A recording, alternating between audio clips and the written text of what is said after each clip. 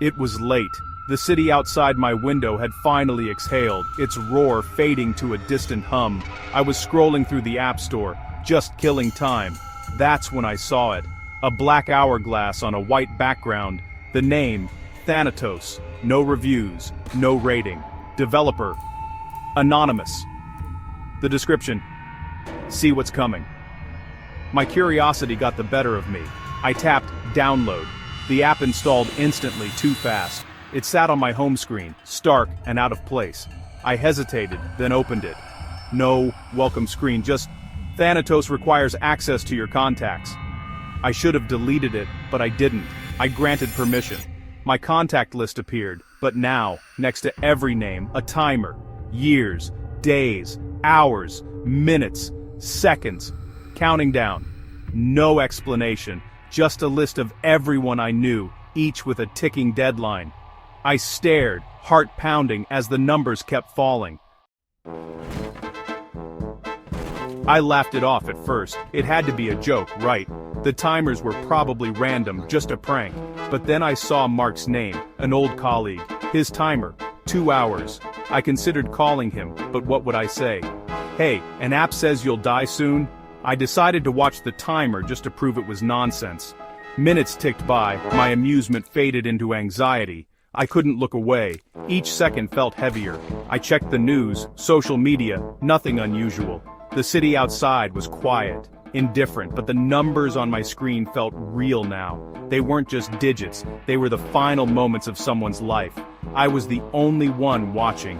The countdown kept going. I waited, dreading what would happen when it hit 0. The last minute of Mark's countdown dragged on forever. I watched, breathless, as the seconds vanished. 10, 9, 8. My heart pounded. 3, 2, 1. The timer hit 0. For a moment, nothing happened. Then, with a soft chime, Mark's name disappeared from the list. Just gone. The contact below moved up, as if he'd never existed. I felt a cold dread settle in. I checked the news the next morning. There it was. Mark had died in a freak accident, right when the timer ended. It wasn't a prank. It wasn't a coincidence. The app knew, and it was on my phone. I dropped the device, terrified. The reality was undeniable. The days blurred together. I couldn't delete the app. I watched the timers obsessively. Another prediction came true. A woman from my yoga class, gone in her sleep, right on schedule. Each fulfilled timer stripped away my disbelief. The deaths were always mundane, accidents, sudden, illness. The app wasn't causing them, it was just showing me the end. Every interaction became tainted by the knowledge of the countdown. I saw timers next to my friends, my mother, numbers that felt too small. My world became a graveyard in waiting. I withdrew from everyone. Every siren outside sent me scrambling to check the app. I was trapped, a prisoner of foresight. The countdowns were the bars of my cell. I was utterly alone with this knowledge. The breaking point was Alex, my best friend. His timer. 2 months. I called him, desperate, and showed him the app. I told him about Mark, about the others. I begged him to believe me, to be careful. He thought I was losing my mind. He tried to delete the app, but it wouldn't let him. He left, more worried about me than himself. I'd failed. Desperate, I tried to warn a neighbor, Mrs. Gable, when her timer blinked red. She was confused, frightened. She closed the door on me. An hour later, she died, just as the app predicted. My warnings changed nothing. The app's predictions were absolute. Fate couldn't be cheated. All my fear, all my knowledge, it was useless. I was just a spectator, cursed to watch the inevitable, again and again. After Mrs. Gable, I broke. I stopped trying to warn anyone. The knowledge was a burden, not a gift. I retreated into isolation, ruled by the app. Every morning, I checked the list, grim roll call. Each vanished name took a piece of me. The world emptied, and only I noticed. Food lost its taste. Movies felt hollow. Sleep brought no escape, just nightmares of falling numbers. Paranoia set in. I covered my phone's camera. The app never updated, never changed. I became a ghost in my own life, haunted by futures I couldn't change. I waited, dreading the countdown I knew would come for me. It happened on a Tuesday.